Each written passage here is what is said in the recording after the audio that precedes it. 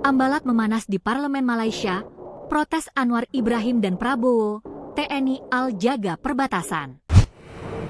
Sepakat mengelola bersama Blok Ambalat pada 27 Juni lalu dan seiring dengan konflik Thailand-Kamboja, PM Anwar Ibrahim kembali mengunjungi Prabowo untuk memastikan kerjasama pada 29 Juli 2025. Anwar mengaku mendapat tekanan dari Parlemen Malaysia dan menolak wilayah yang mereka klaim masuk Malaysia itu diambil alih Indonesia.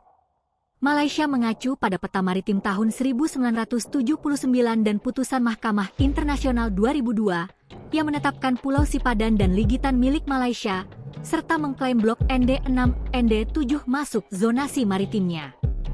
Namun Indonesia punya dasar kuat bahwa Ambalat adalah bagian dari wilayah NKRI berdasarkan Deklarasi Juanda 1957.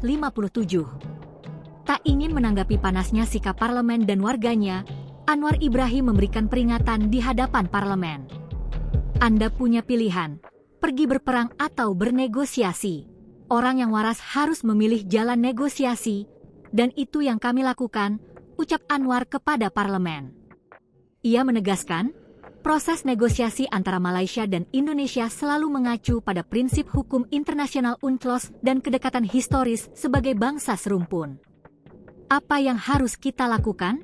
Apakah harus berperang? Kalau tidak mau berperang, kita harus mencari resolusi damai, ujar Anwar di Sekretariat ASEAN, Jakarta pada Selasa, 29 Juli 2025. Diketahui, selain protes keras dari parlemen soal Blok Ambalat, situasi politik di Malaysia juga memanas. Pada Senin, 28 Juli 2025, partai-partai oposisi dan sekitar 20.000 warga turun ke jalan mendemo Anwar Ibrahim terkait berbagai kebijakan strategis, termasuk isu Ambalat. Sementara itu, Menlu Sugiono mengatakan pertemuan bilateral Indonesia-Malaysia di Istana Merdeka menghasilkan kesepahaman soal Ambalat. Indonesia dan Malaysia harus mempererat kerjasama, karena berasal dari rumpun yang sama, ujarnya. Menanggapi hal ini, Kepala Staf Angkatan Laut Laksamana Muhammad Ali menegaskan bahwa pihaknya telah menurunkan pasukan terbaik di seluruh kawasan perairan untuk menjaga kedaulatan Indonesia, termasuk di Ambalat. Baru-baru ini, untuk meningkatkan pengamanan laut dan perairan, TNI AL akan memperkuat Komando Gabungan Pertahanan Laut, terutama di wilayah Ambalat dan Natuna yang masuk dalam sengketa perbatasan maritim.